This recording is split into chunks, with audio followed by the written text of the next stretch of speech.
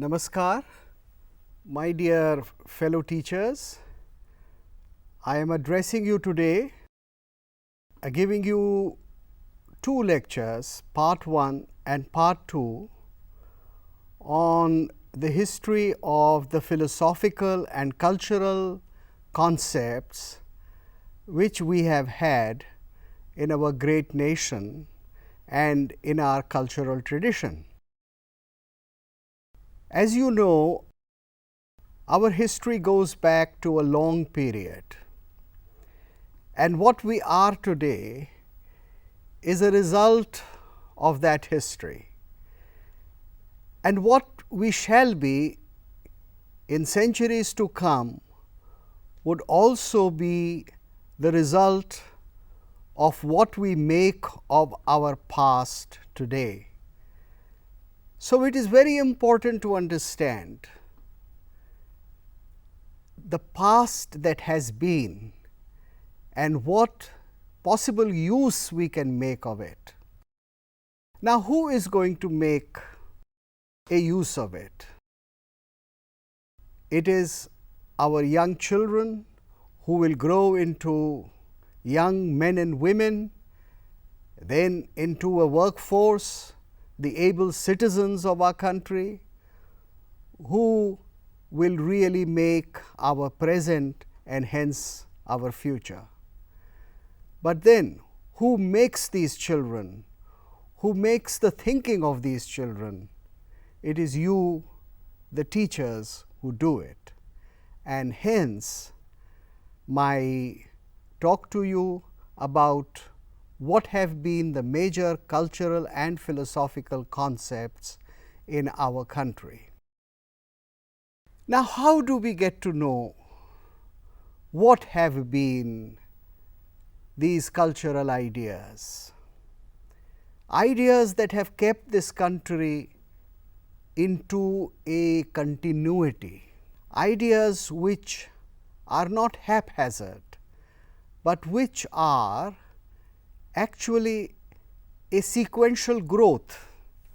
They follow one after the one that has been, and then they give birth to something that comes later. How do we get to know what have been those ideas? Now, as you know, there are texts which are written, texts which have come down to us orally, and then there is painting, there is art, there is sculpture, there is epigraphy, and there is a whole lot of evidence that we have in history through the thousands of years of our history, which talks about of all these ideas and all these cultural notions that govern our lives to this present day. We do get these in history, but how did these concepts come into existence? Is it just because there were different kinds of people who were pouring into India one after another over a period of centuries and centuries? Or is it that these ideas were connected and they led to a growth? Now, it is very important to understand that there has been certain very fundamental ideas from the earliest times of our history, and we have certain texts which we can read. The earliest text in India, as you all know, are the 4 Vedic Samhitas, the Rig Samhita, the Samgan, the Yajurved and the Atharva Ved. The bulk of the text is in the Rig Veda, the Rig Samhita. And then when the Rig Samhita was sung in a certain style, then it was called Samgan. When the same mantras, with the addition of a few more mantras, were used in sacrifice, the yajna and ritual, in certain movements, of which we will get to know very shortly, then that was called the tradition of Yajurveda. And then there was the later Veda called the Atharva Veda, which concerned itself with a large number of other things and which was a later growth. Now, these Vedic texts, as you know, were preserved orally. They were taught to students at an early age. The students then learned how to decipher the meaning, and then these students who became acharyas, Vedacharyas, who knew the Vedas not just by heart, but also what was the meaning and what was the philosophic idea behind all the mantras, they taught it to their students.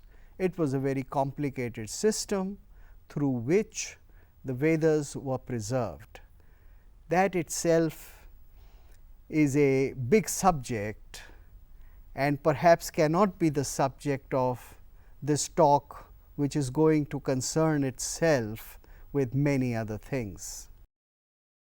Now, this text, the Vedic text, which was preserved orally and transmitted, is the earliest text known in our history. At this point, when we say the earliest, then another question arises. Was the Vedic period the earliest? Was there a civilization in India earlier to the Vedas? Was not there something which was called the Saraswati Sindhu culture or the Harappan culture, about which there have been so much evidence archaeologically?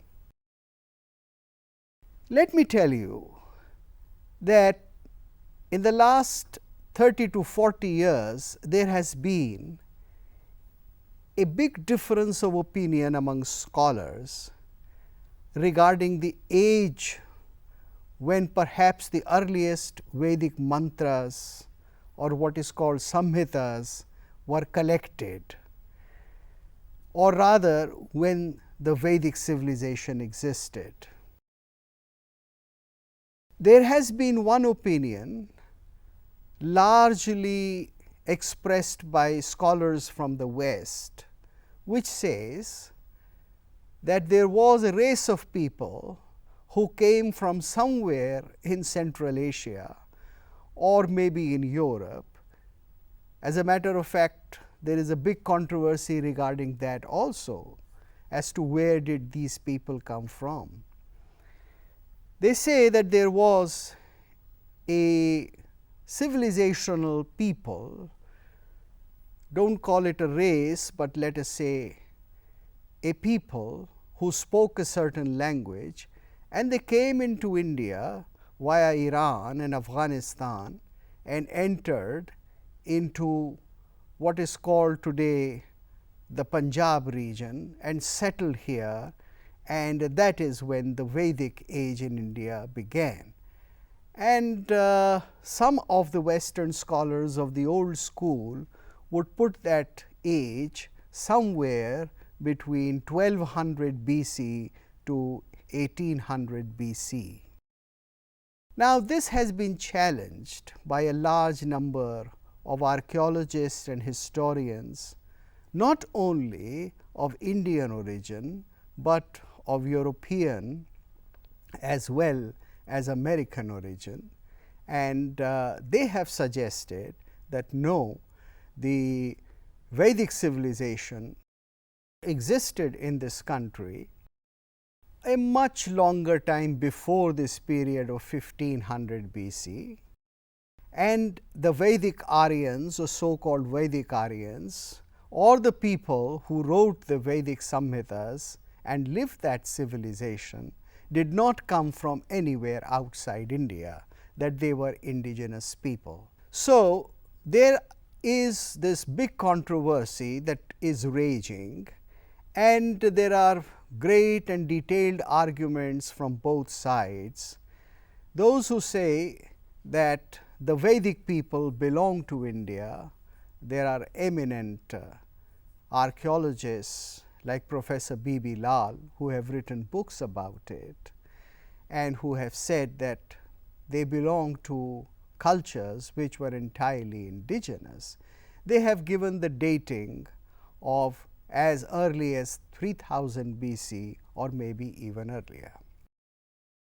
In my opinion, the best is to consider the views of both sides and to make your own decision, because at present this is a matter under severe investigation. And I think as scholars and as persons who are pursuing truth, the truth of history, we should be open-minded, and we should also teach our students about the present state of difference of opinion or the controversy and tell them about both the sides. So, I would say then that the question whether the Vedic people were earlier to the Harappan people or they came after, destroyed the Harappan civilization and established their culture in India, this is a matter of controversy. However, I am going to talk today about certain concepts which existed in India, and as I said, most of these concepts are available to us through all kinds of science, all kinds of symbols which are available through art, through literature, through various languages of the country. And when we make sense out of those symbols, then we see a large number of those concepts emerging. Now, symbol is originally a Greek word, and it has come into the English language, and it means something like a signifier, a sign which has a meaning. Now, there were in Sanskrit words for it. There was the word linga, which means sign, like the Shiva linga, and then there were other words like sanket, which also meant that a sanket is a symbol that indicates. So, the history of Indian philosophical concept is to be found in a large number of these symbols or sankets in our literature and in our art. When we talk about the Vedic period, then we are not able to find as yet any archaeological evidence. There are some people who say that the Harappan age, or what is found in sites like Mohenjo-daro, Rakhigarhi and various other Harappan sites or Sindhu civilizational sites, they were contemporary with the Vedic culture. There are historians who have that belief. So, they would say that Harappa and Vedic civilization are contemporary or are perhaps the same. However, if we look at the texts of Vedas and if we see what is contained in them as literature, as part of the mantras or the hymns, then we see a large number of symbols, as I was telling you what symbols are. Now, some of these symbols are mostly the stars and the heavenly powers or the heavenly sources of natural expression. For instance, there is the sun, there is dawn, there is moon, there is fire, there is Vajra, and the 5 elements. And in all large number of the Vedic Samhitas, you have a mention of ghrita, milk, honey, corn, light and darkness, horses, chariots, animals and birds. And all these words are used not just literally, but in a highly symbolic manner. Now, let me tell you, what was this Vedic civilization like? What did these people believe in, and what were their lives? Their lives were very simple.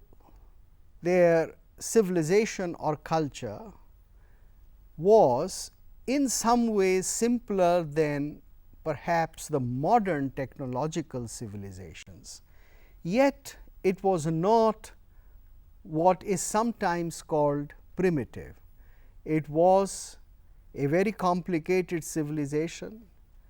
There is also mention of the fact that the Vedic civilization had some kind of a sea trade, that there were big ships which were going to far off countries, and there was a thriving trade between the people of the Vedic times and other contemporary nations. However, it is also clear that this was what is now called largely an agricultural civilization, because there was no technology as we think of technology now, that is complicated technology which is concentrated on manufacture of a large number of things. That is one aspect, the economic aspect of these people. Then what is most important to us is the spiritual life of the Vedic people. The reason why we know mostly about the spiritual life of the Vedic people is very simple. And the reason is that the 4 Vedas are primarily concerned with performance of yajna and performance of ritual worship to the gods and goddesses. So, the texts being texts of worship, we know mostly about the method of worship, the purpose of worship, and the civilizational concerns of worship, or what may be loosely called religion of the Vedic times. As you all know, the Vedic civilization was founded upon the idea of yajna, which into English is translated into sacrifice. Now, in English, sacrifice has many other meanings, but yajna was making a particular kind or many kinds of altars. And in these altars, made in sometimes a very complicated geometric patterns, fire was lit and oblations were offered to the gods, the Vedic gods, through the fire. It was believed that the fire is the mouth of the Devatas. The Devatas do not partake of the gifts or the oblations that we give to them directly, but they do it through fire. So, fire or Agni is the mukha, and they were offered into the fire, as is still the custom in the yajna. This society, being a simple society, had largely the yajna system of worship, in which yajna was the main system. The gods were invited, they were asked to come down from wherever they are, the heavens. They were asked to come, take a place near the yajna fire. They were entertained by many kinds of praises, which are the mantras or stobha mantras said and sung in their praise, and the oblations were offered to them, that is, food was given to them through fire.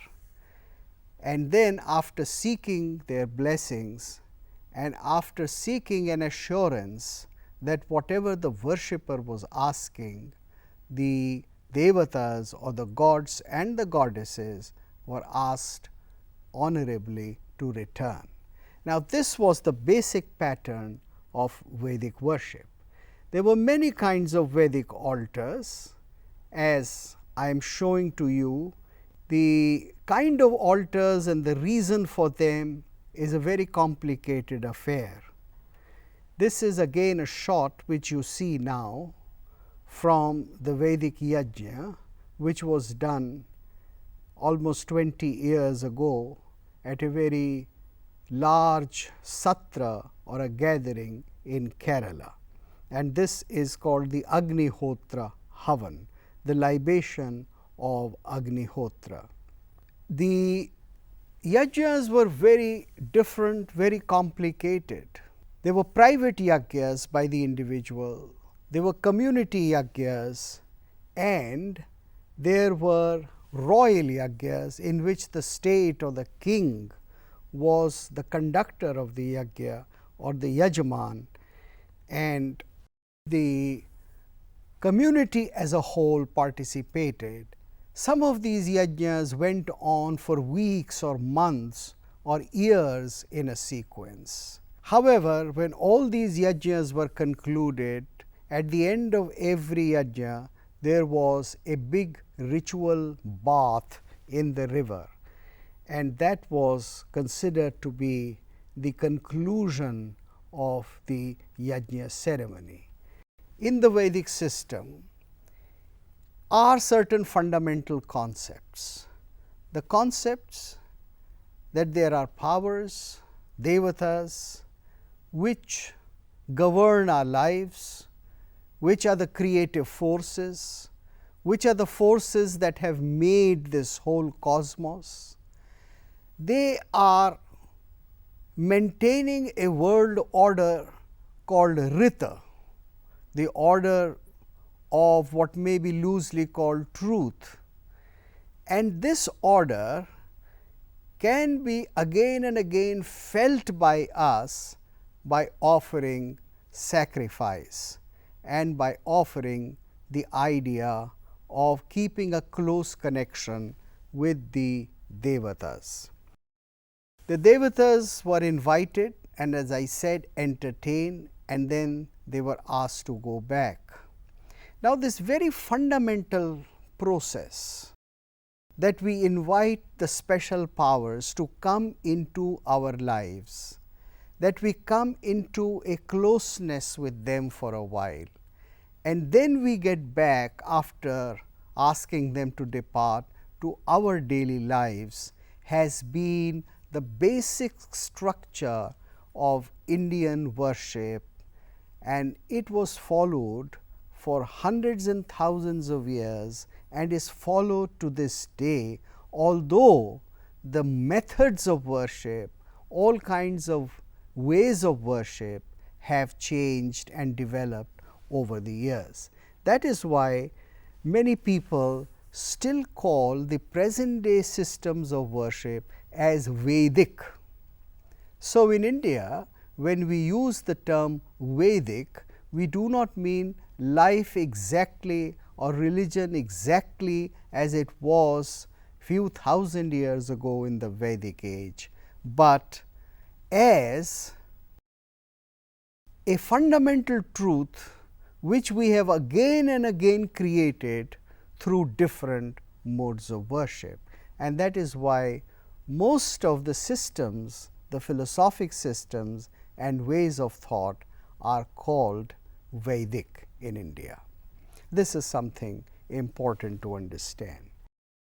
Now, we will come to an area in Indian life of which we have a huge amount of archaeological evidence, because we have been able to dig up so many archaeological sites, and this is what was called the Harappa Mohenjo-daro culture once upon a time, and has now been virtually renamed as the Saraswati Sindhu civilization, because most of these sites existed on the banks of the Saraswati river. This civilization, it is now believed on solid grounds of archaeological evidence, existed from almost southern Afghanistan to, let us say, the area of Delhi.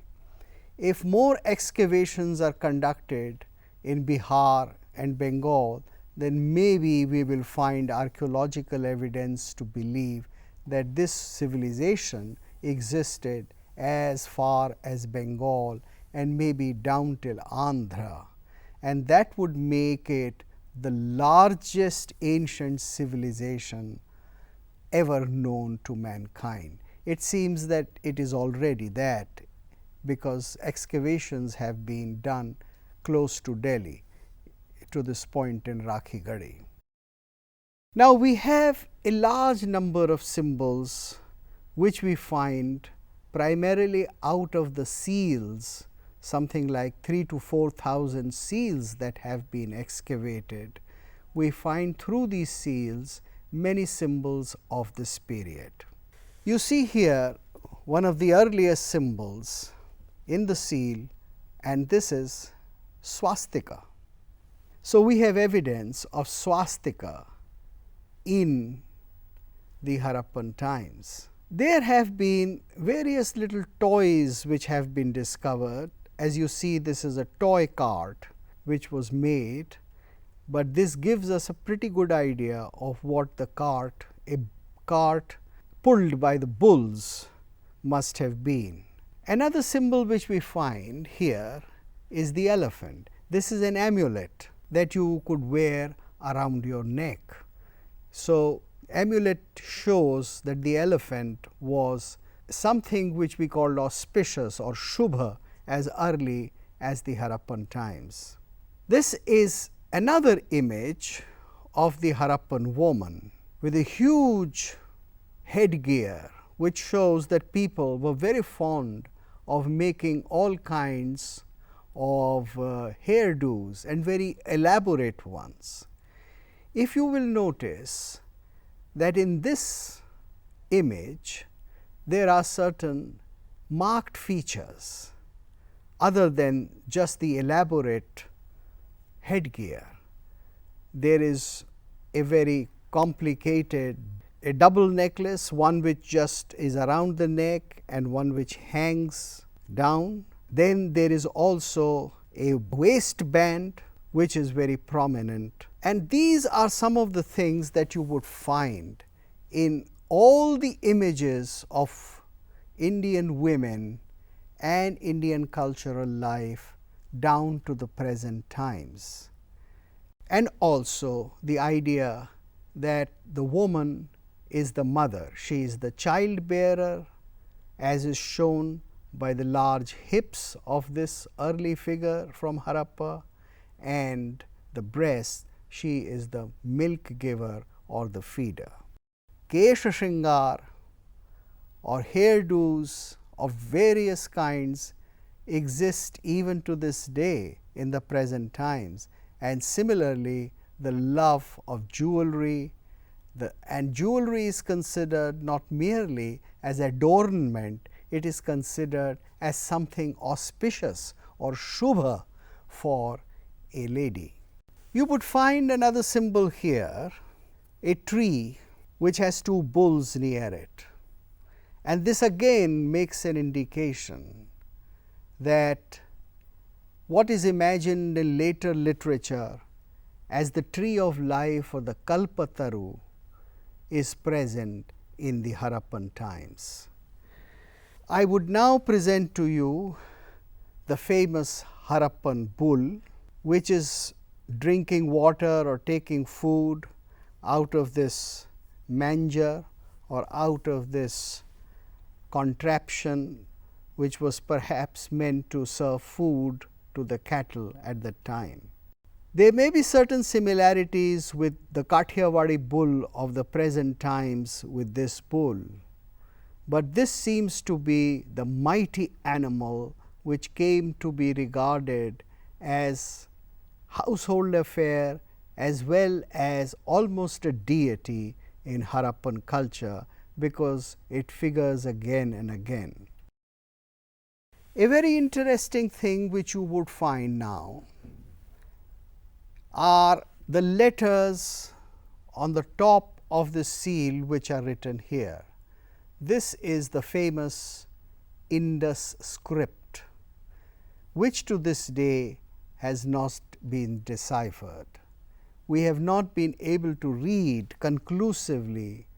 There have been many guesses, hundreds of guesses, but to this day it is not clear as to what was the language. If it was so, then what is so mysterious about Harappan culture would no longer be so, and we would know with great precision as to what were certain ideas and concepts by which these people lived and what exactly was the civilization of the times. This is just another example of the Harappan bull and a bit of the script that you find here. Now, out of the Vedic symbols, the closeness of nature, out of just a few, one or two or three symbols from the Harappan culture, you will find that certain philosophic notions about the environments have come to be solidified very early in Indian civilization.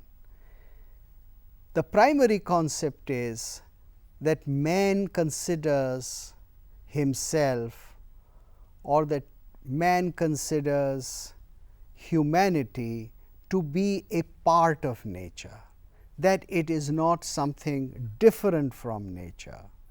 It is not as if human beings were created by God differently and nature or the world was created differently. What was the creation, and whosoever made the creation, you know, there are investigative verses like the Nasadiya Sukta in Veda regarding that.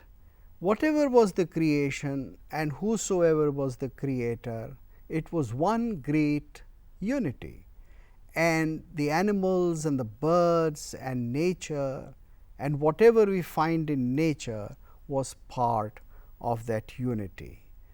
So, you can have a quick look at some of the symbols here, which includes this three-headed Harappan animal, as you find, and at the back something is written in the indecipherable script. I am going to show you now another scene from this, where you would find that there is a standing figure of some sort of either a divinity or some sort of a conductor of ceremony, and then there is perhaps a human being dressed as a bull, and then there is a dance which is going on around the whole ceremony.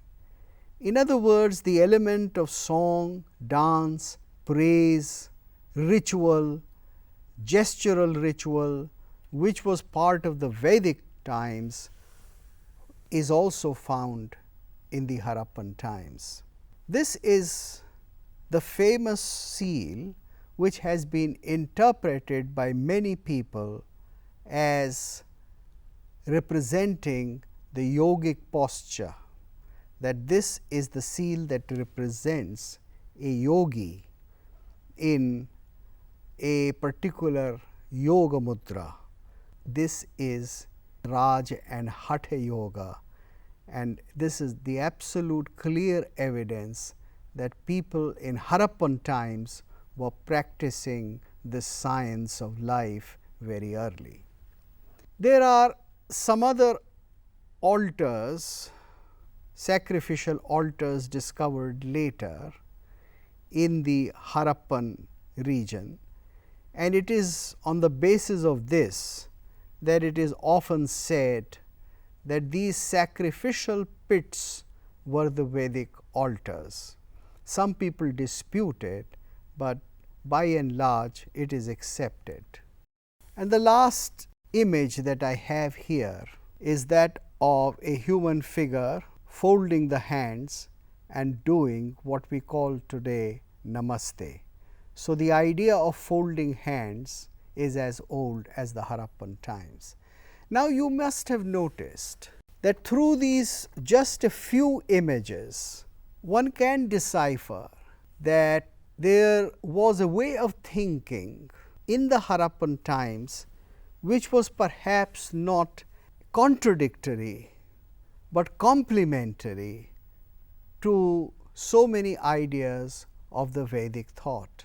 Not just the Namaste, which makes the idea that they think of perhaps a single force pervading all humanity, all human beings, perhaps all creation, and therefore bowing down to that force when you have an individual in front of you.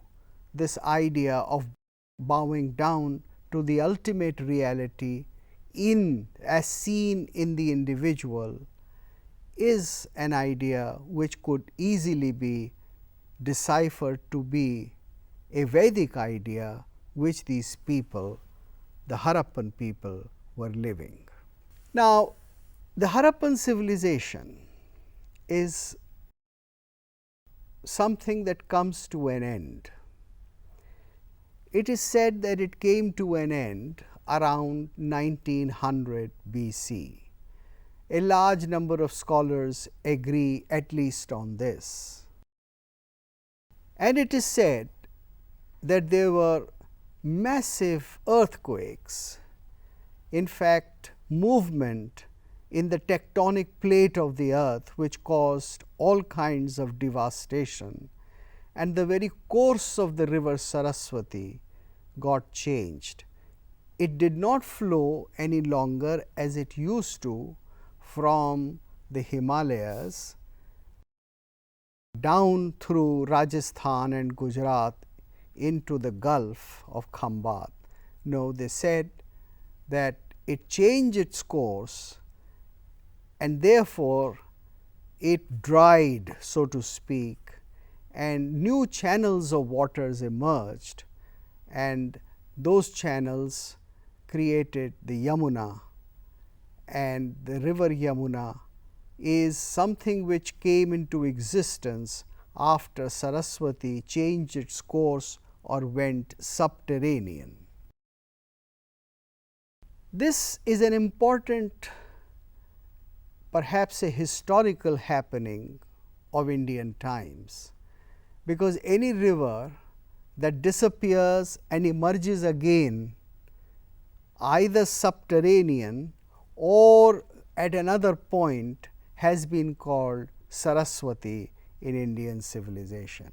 So, there are for this reason many Saraswatis. Any river that emerges again is given the name of Saraswati.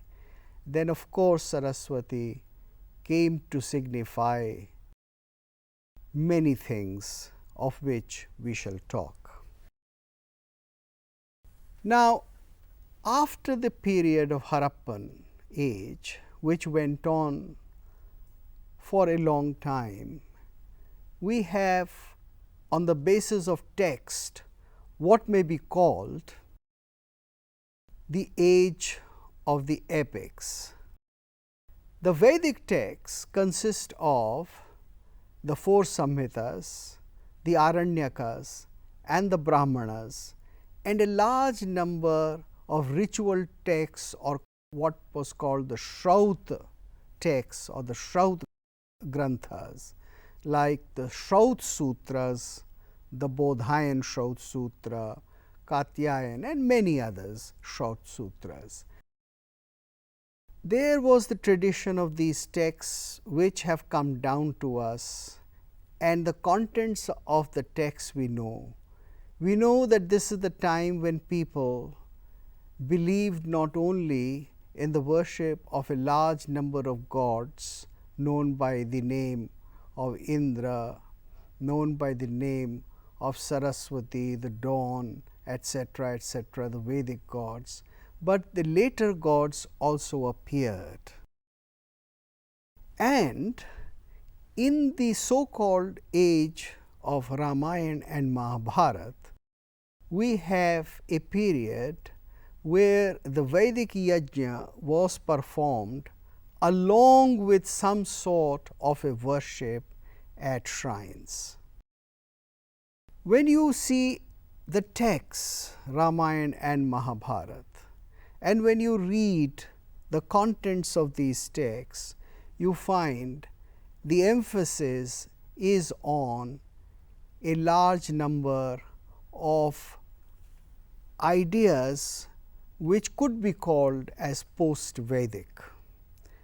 For instance, the two major texts Ramayana and Mahabharata, they dominate in the importance of elevated human characters.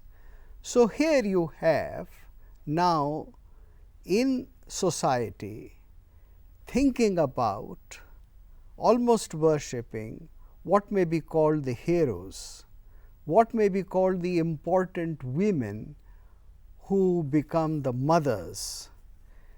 And we have now the great emerging importance of certain fighting equipment, mainly the bow, the arrow, the chariots. So, we know that there is now a cavalry, and we know that the army has grown in complication, that the cities are larger, and new towns were being built by clearing the forests, and many sociological and economic changes were taking place. A reflection of the society which had the king, an army, and a well governed people. And this is the time when the notion of the king, the Raja, develops as somebody who takes directly care of the large section of his people, or Praja. He is the one who takes care of a state and governs the state. And this is also the time when the earlier Vedic Varna and the ashram system becomes into a more complicated hierarchy.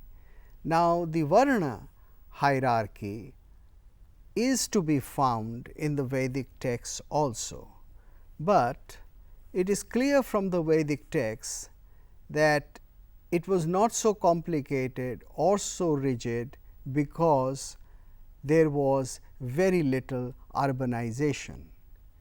In the period of Ramayana and Mahabharata, which perhaps could exist anywhere from 1500 BC to, let us say, 600 BC. Scholars again have different opinions on different dates, and you know that the question of dates is a matter of controversy and change all the time. So, I am giving you certain rather commonly held dates about the texts of Ramayana and Mahabharata also.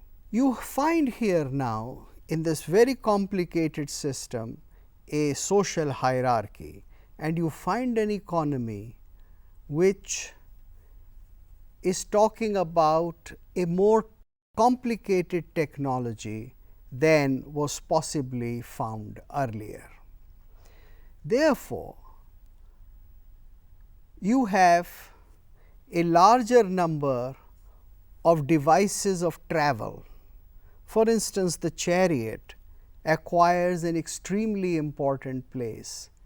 Earlier, the chariot was an instrument of use for a limited population,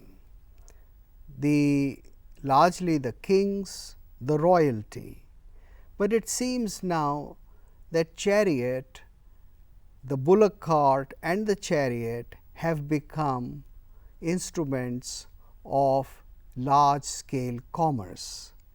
Now, this did exist perhaps in the Harappan times also, but it is more clear to us in the so called epic times. However, the idea that man should live in a close connection with his environment, an idea which was essentially a Vedic idea, was preserved and was made in the service of urban civilizations.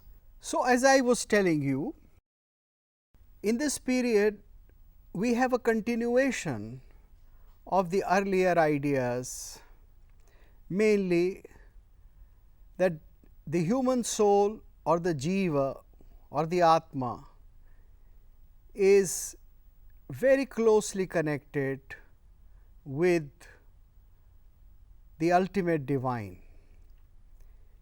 This is the time by which the philosophy of the Vedic yajna had also been succeeded, but not replaced, remember, not replaced by the Vedantic notions of the single Brahma, the Brahma as the creator of the universe, the sustainer of the universe, and as somebody who also perhaps brings the universe to an end.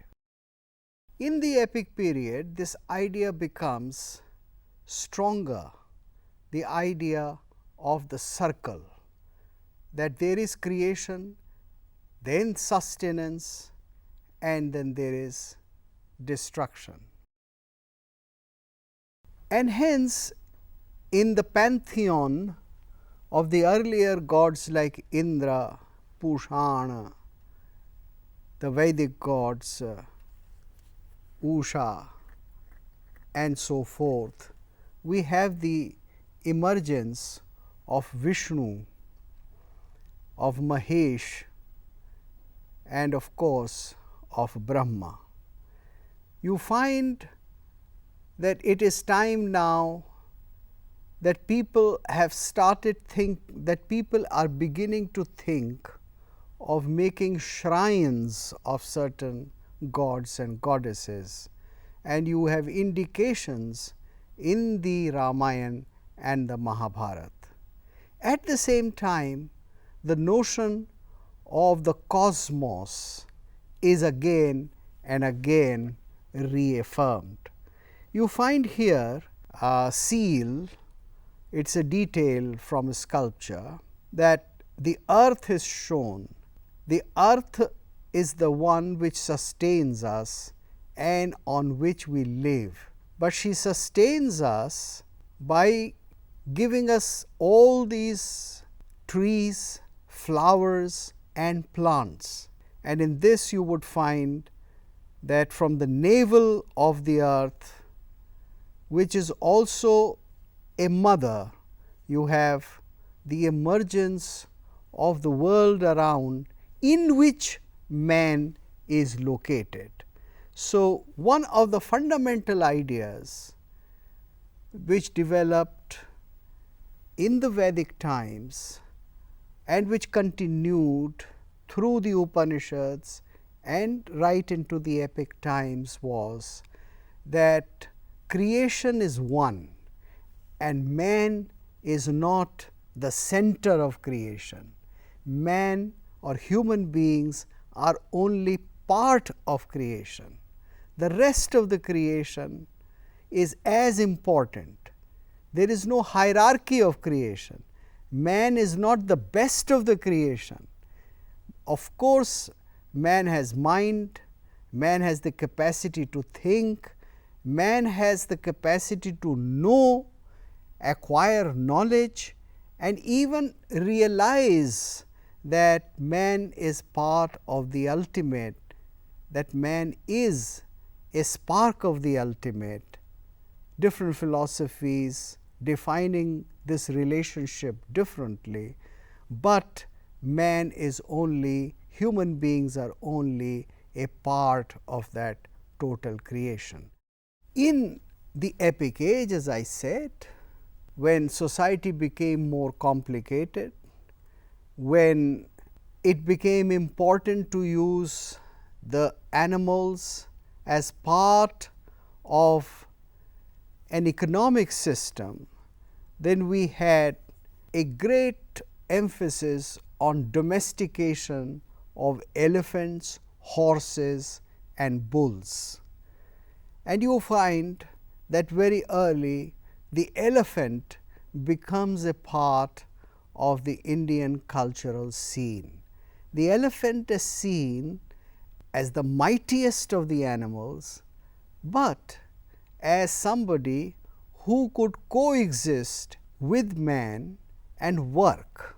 It could be an instrument of war, it could be a beast of burden, it could be part of the economy, commerce, that is, kings gifting hundreds of elephants to other kings. So, it became almost like a currency itself, and therefore, many sciences developed as to how the elephants were to be domesticated, raised, trained for various purposes. And you find in different kinds of sculptural scenes and in painting scenes the use of elephants for all these purposes. Another animal which acquired immense place, very important, significant place in the Indian social life was the cow. The cow acquired a great place as the milk giver in the Vedic period. In the later period, not only that function continued, but cow became a symbol of the sustainer. It became a symbol of the giver who is only giving and never asking for anything in return. It was considered to be the most selfless animal which man could use as part of the larger system of life, and therefore, there was a closer association of the cow with motherhood, because the cow came to signify motherhood, love and love of children, or what was called Vatsalya. So, the image of the cow and the calf acquires all kinds of philosophic, social, cultural and literary meanings right down to the present day in Indian history of literature. This is a seal which shows how the bull was used as a beast of burden, how important it was for economy. You see here bulls resting next to a bull cart. As I mentioned to you that very early in Harappan times, the idea of the woman as mother and as sustainer of the family gained importance. In fact, it became the cornerstone of Indian thought. After showing you the Harappan woman, here is the image of a maid, a chowri bearer, somebody who keeps away the flies and the mosquitoes for the king or the rich. And this is from the Sanchi Stupa around 2nd century, 3rd century BC. You would find here that she symbolizes, through her large full breasts and the big girth and the expansive pelvis, she symbolizes the giver of birth and the sustainer of family, the one who raises children, or the one who makes the house. Then they define the woman as the house itself. Grihini griham uchyate. A house is not walls, a house is not furniture, but the woman is the house. So, symbolically she is the sustainer, and you find this again and again in thousands of images which were carved in sculpture. Along with the animals, even the reptiles considered as close to mankind. They were not considered as enemies. A snake was not therefore a symbol of evil. A snake was not somebody that is intrinsically and forever an enemy of mankind. A snake is not devil incarnate. A snake is again the sustainer of life, because it helps Vishnu to sleep and rest as Sheshanag, and therefore a closeness with snakes, worship of snakes, regarding snakes as forces, whether it is the force of Kundalini for the yogi, or it is the force of a deity for a worshipper, became very important. And you have from here in Nagarjun Konda the Sheshanag, or the great snake, the Adi Shesha. Now, soon after, in what is called the classical period, philosophical systems became very important, and our systems became complicated and also full of variety. I told you about relationship of man to universe. It was then imagined that everything in the universe is not only to be seen as connected to the universe or as part of the universe, but as something which contains the universe itself. So, the universe is in a particle, just as a particle is in the universe. And there is a saying, Yat Pinde Tat Brahmande. Whatever is there in a unit, in a pind, is also in the universe. And the reverse of it, Yat Brahmande Tat Pinde. Whatever is there in the universe is in the single unit. And hence, a single body, the body of a, let us say, a dancer, or the body of an actor, becomes a whole universe in itself. So, the Vedic idea of the Purusha Sukta, where the Purush is defined as the universe, and the universe is divided into four parts: the thinking part, the mental part, the spiritual part as the head, then the arms as the active part, the stomach as the one that runs the economy and digests, and the legs that sustain or make it possible for a single universe to stand somewhere, to be located somewhere. You see, we have to see this not in terms of something which is upper and higher and better, but we have to see this in terms of a whole unity, that each is a part that sustains the other.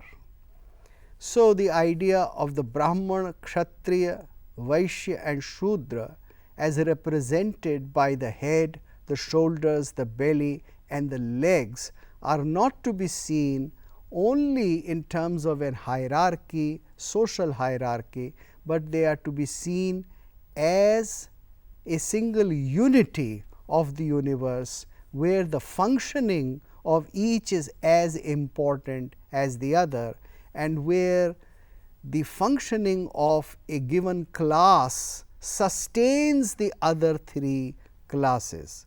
The idea of the one who bears the body being the anga, and the bearer of the body, the Atma, being the Angi, is defined as the Anga and the Angi Bhava.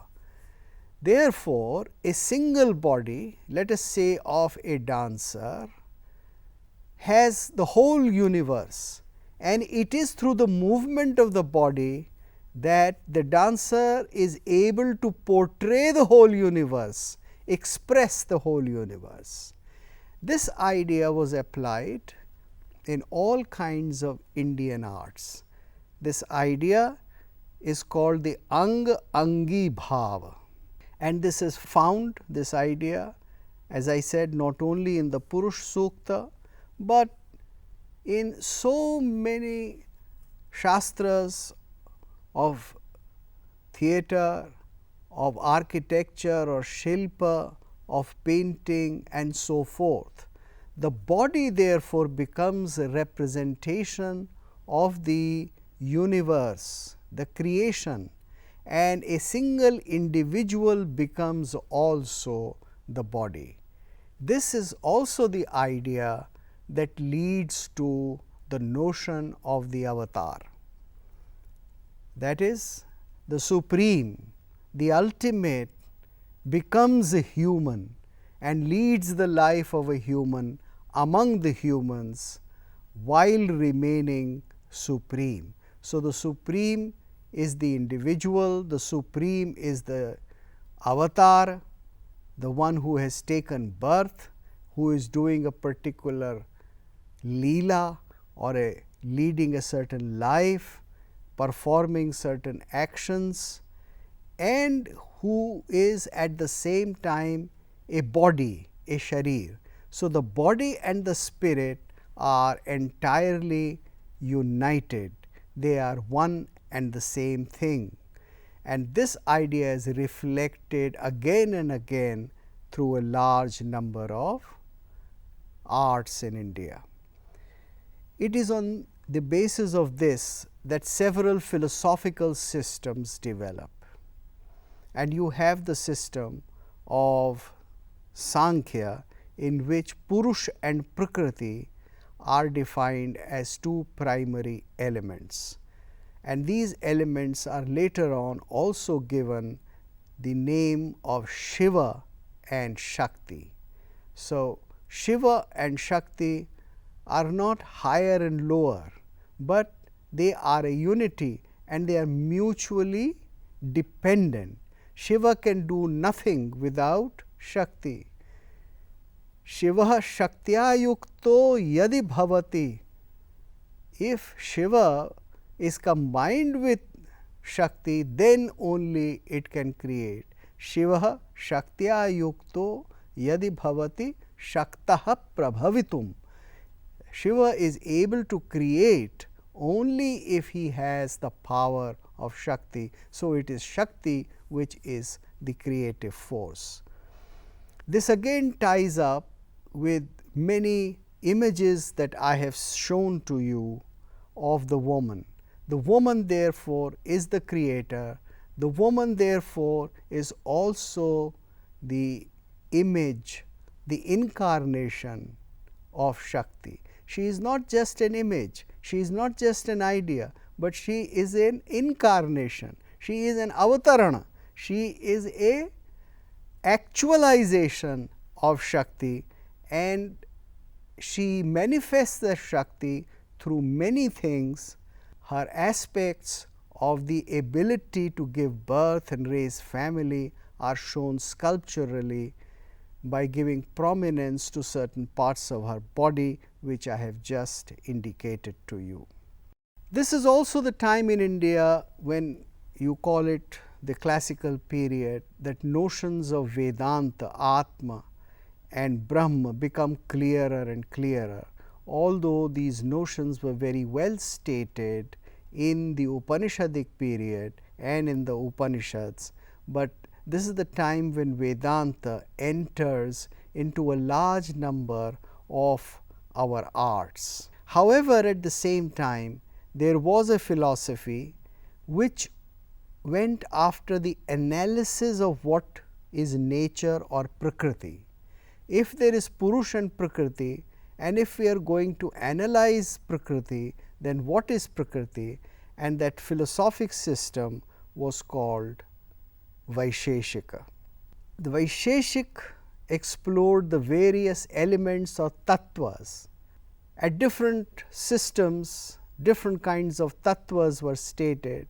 Sometimes the tattvas other than the primary 5 tattvas, time was also considered to be a tattva, mind was also considered to be a tattva, and many systems developed which went on to define as to what is Prakriti or what is a Sharir or what is the nature of a human person and the universe as a whole. This is also the period when the notions of yoga, mainly through the writings, sutras of Patanjali, came to be solidified, and the notion that the idea that the Brahma is to be known through the practical sadhana of yoga was indicated. As you know that Patanjali defined yoga as Ashtanga, having 8 parts: Yam, Niyam, Asana, Pratyahara, Dharana, Dhyan and Samadhi. So, these are the 8 parts which were defined. 4 of them, Yam, Niyam, Asana, Pranayam, they are considered to be the physical aspects of doing your sadhana to reach the ultimate. And then Pratyahara, Dharana, Dhyan and Samadhi are the internal parts in which the pursuit of yogic life is not through any external action like Yam, Niyam, Asana and Pranayam, but through the inner experience of the rise of the Kundalini. The Kundalini was defined as the Sarpa. It was thought of as a power, as a Shakti, as an energy which manifested itself as a Sarpa or a snake.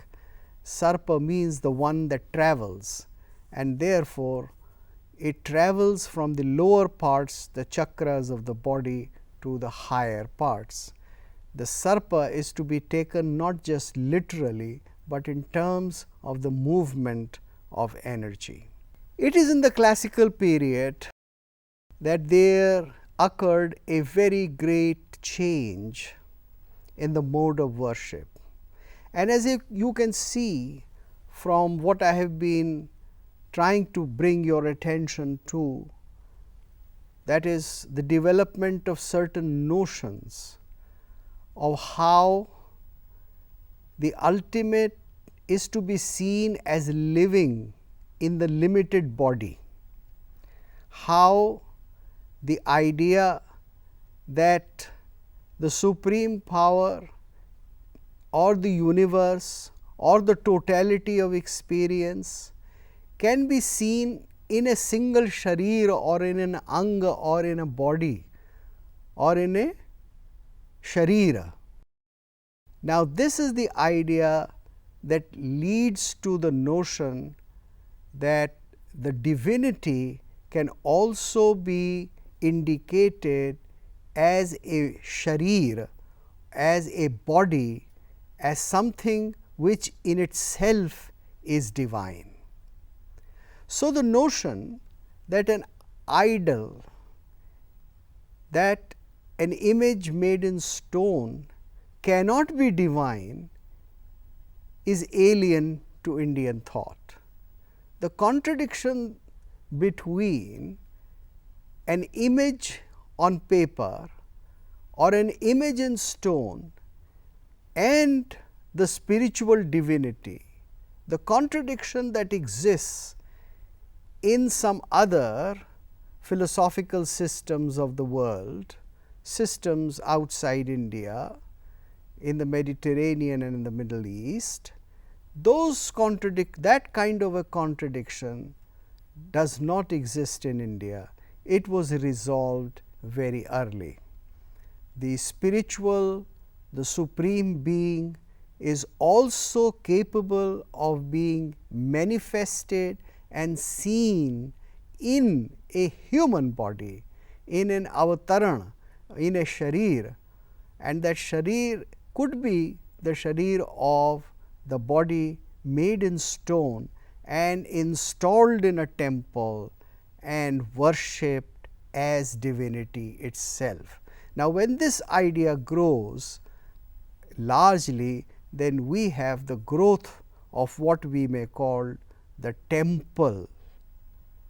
The temple, the whole temple itself is a body of divinity, not just the image, the ideal, the vigraha, but the whole temple was also seen as a large body of the universe, and everything which is in the universe is represented in the temple, and the temple had parts, the feet, the knees, the belly, the shoulders and the head or the shikhar, just as a human body has.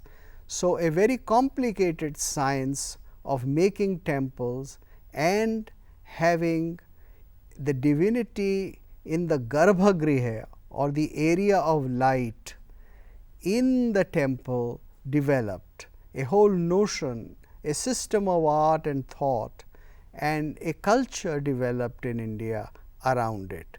So, the great age of temple building begins. It begins first, as we see in certain caves. Archaeologically, we have more evidence of that, and then it comes into the construction of great temples made in stone on plains outside the caves. You find now that the notion that the temple is a place which is a social gathering, a place for spiritual gathering, a place for economic transactions, a place for maybe even, not maybe, specifically for education, and a place for the where you find that the best of arts, the music, the dance and several other branches of learning are available to the temple goers, this notion develops. Therefore, right from around 2nd century AD, we have these huge temple complexes in India, where all the arts and all the philosophical systems converged to create a place which was not just for worship, which was not just for culture, but was for all kinds of civilizational concerns of Indian society. Now, you find that this was done in great order. It was something quite sophisticated and refined. It was not as haphazard as unfortunately we see in our places of worship today, but it was extremely well ordered, and it had a large number of people who would take care of different kinds of activities. So, there would be the Purohits who would take care of the divinity, the rituals for the divinity. There would be people who would take care of the sanctity and the cleanliness and the well-being of the temple area, all different areas of the temple from the inner garbhagriha to the outer post gate. There would be people who would take care of the dance and the music which was to be provided in the temple before the deity as part of worship.